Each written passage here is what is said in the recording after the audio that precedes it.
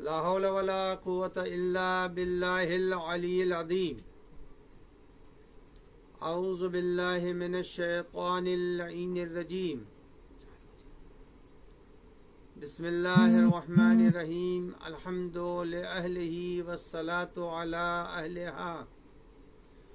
अम्मा बाद फ़क़द क़ाल अल्लाहुल हकीम फ़ी किताबिहिल करीम। बिस्मिल्लाहिर रहमानिर रहीम।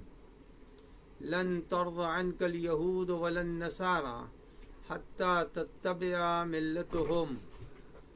अज़ीज़ान गिरामी, आज 8वीं शव्वाल है और 8वीं शव्वाल के माना ये हैं कि आज ही के दिन तकरीबन 100 साल होने को आए जब वहाबियत ने एक हिजाज और पैगंबर के मुल्क पर गासिबाना कब्ज़ा किया और कब्ज़ा करने के बाद एक ऐसी हुकूमत तश्कील दी जो हुकूमत दर हकीकत इस्लाम के बिल्कुल मुखालिफ थी और मुखालिफत के इतने सबूत हैं जिसके बयान के लिए घंटों की ज़रूरत होगी। मसलन फितरी तौर से सफ़ा और मरवा के दरमियान एक हाजी को क़ै हो गई।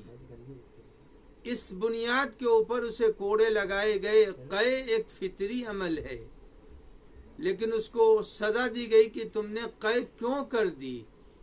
क़ै कोई रोकने की चीज़ नहीं है। जिस वक्त क़ै होगी मगर उसके ऊपर हद जारी कराई गई। तो वहाबियत एक ऐसा निज़ाम है जिसको साम्राज्य ने बनाया, अमेरिका ने बनाया, बरतानिया ने बनाया और इन लोगों ने इसीलिए इस हुकूमत को तश्कील दिया ताकि इसके ज़रिए से इस्लाम के चेहरे को मस्ख़ कर दिया जाए।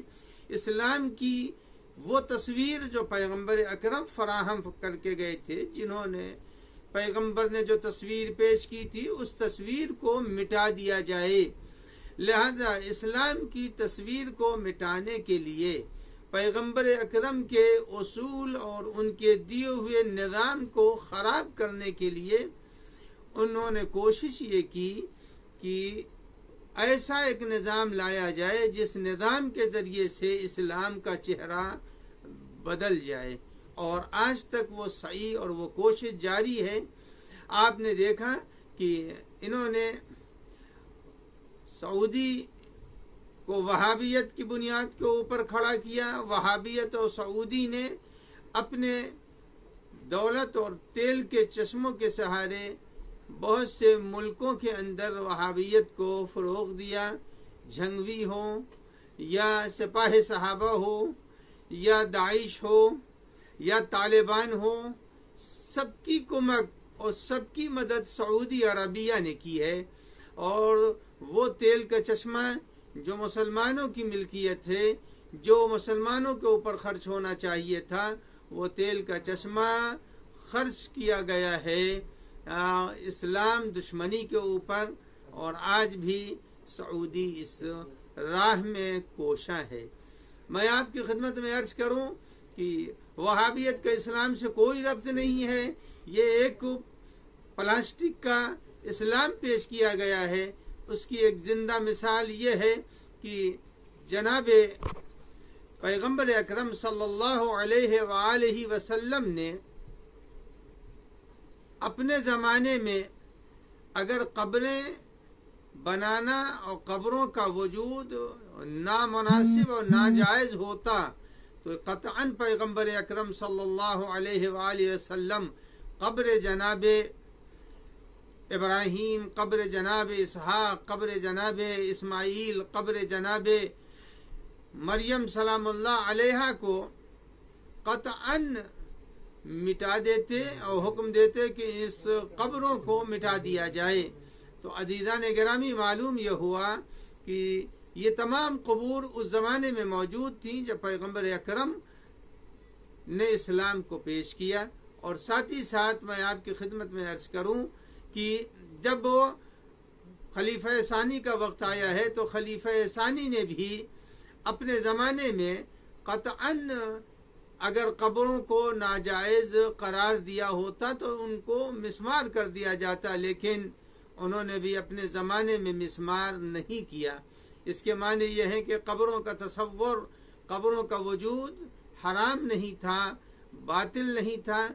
724 हिजरी में सबसे पहले इब्न तैमिया मलऊन ने ये बिदअत का बयान दिया और कब्रों के हुर्मत का फतवा दिया। उसके बाद उसका बेटा, उसका शागिर्द इब्न क़य्यिम आया, तो इब्न क़य्यिम ने 751 जिसके वफ़ात की तारीख़ है, इस दो ने, उस्ताद और शागिर्द ने, इस्लाम में बहुत बिदअतें पैदा कर दी और जिस बिदअत का नतीजा ये हुआ कि आज इस्लाम दाइश की शक्ल में समझा जा रहा है, आज इस्लाम सिपाही सहाबा की शक्ल में, इस इंसान दुश्मनी की शक्ल में समझा जा रहा है।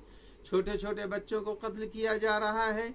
अदीदान गिरामी, नादरीन मोहतरम, मैं आपकी खिदमत में अर्ज़ कर दूं कि कब्रों को मिस्मार किया तो फ़कत चंद कब्रें मिस्मार नहीं हुई हैं, जन्नतुल मुअल्ला मिस्मार हुआ है, जन्नतुल बकी मिस्मार हुआ है।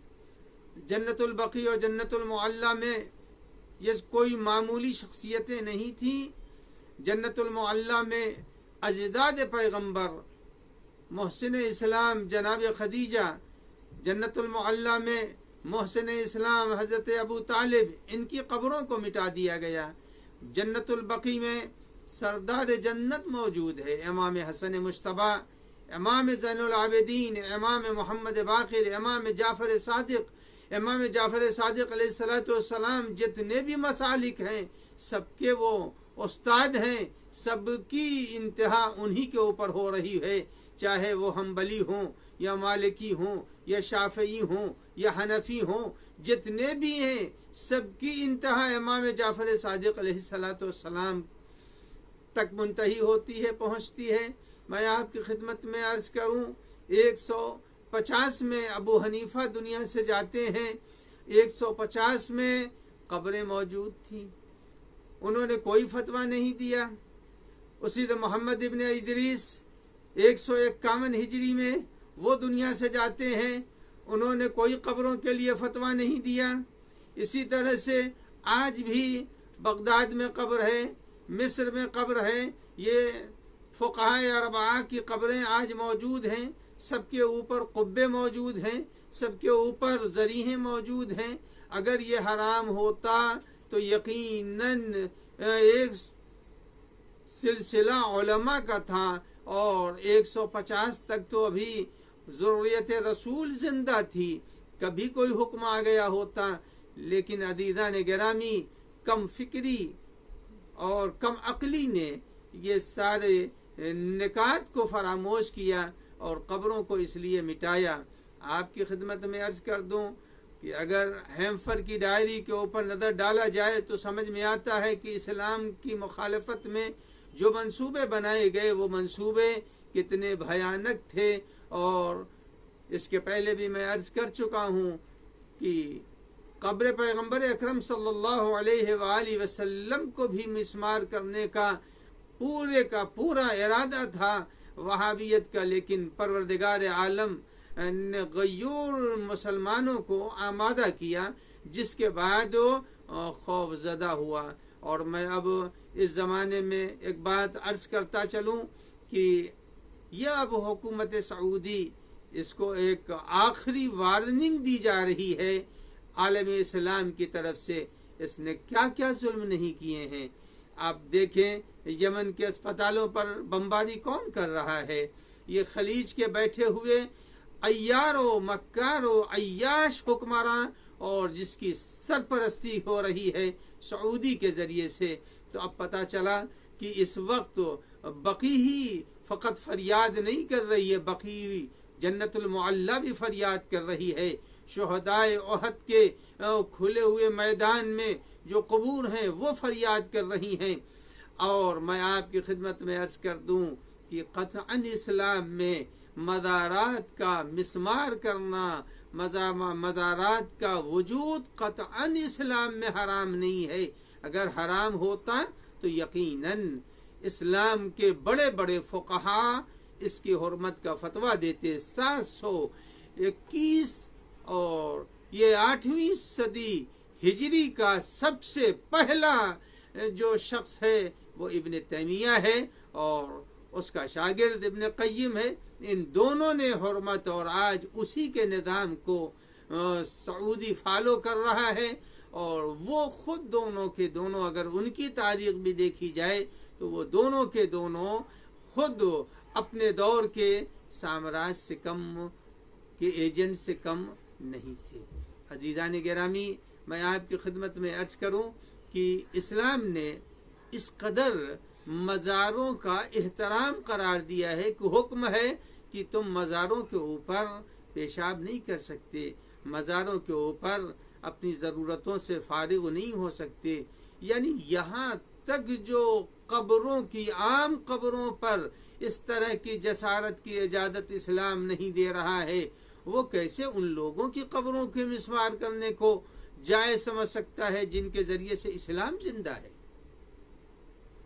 जिनके ज़रिए से जिनका वजूद, जिनकी यादें इस्लाम के शायर में शुमार होती हैं। कुरान मजीद के मा युअज़्ज़िम शायर अल्लाह फ़इन्नहा मिन तक़वल क़ुलूब, कुरान मजीद हर वो चीज़ जो अल्लाह की याद की तरफ जहन को मुतवज्जे कर दे उसे शायर कहते हैं। जब उसे शायर कहते हैं तो ये कब्रें, जब इंसान मज़ार इमाम हसन पर पहुँचता तो उसे याद आता कि नबी अकरम ने इनको दोष पर रखा था। याद आता कि इमाम हसन मुश्तबा वो हैं जिनके लिए जन्नत से लिबास आया है। तो मज़ारात मुक़द्दसा को मिसमार किया और मिसमार करने के बाद आज उन जगहों के ऊपर न कहीं नाम है न निशान है। एक पैगंबर अकरम सल्लल्लाहु अलैहि वसल्लम के सहाबी थे जिनका नाम था इब्न मज़ऊन, उस्मान इब्न मज़ऊन।